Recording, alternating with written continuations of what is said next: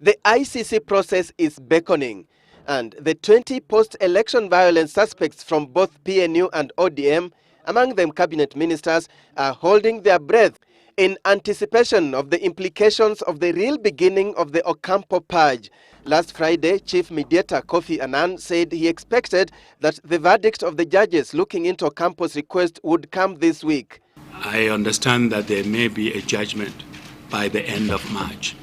And today, Citizen TV did indeed confirm that the landmark ruling that could easily define political careers will be made on Wednesday. If Ocampo is given the green light to begin investigations, he will immediately send a team of investigators to interrogate the suspects, whose names, according to the rules of natural justice, will not be made public until charges are preferred against them and the court summons them to appear.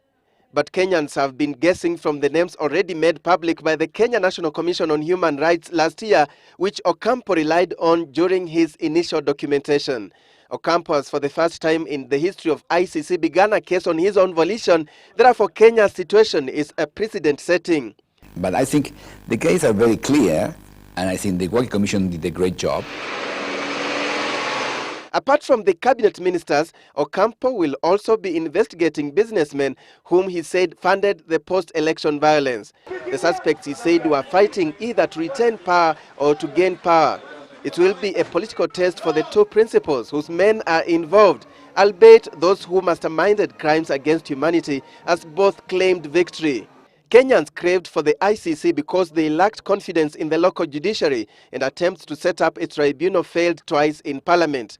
However, the government has not given up on the idea of setting up a local tribunal.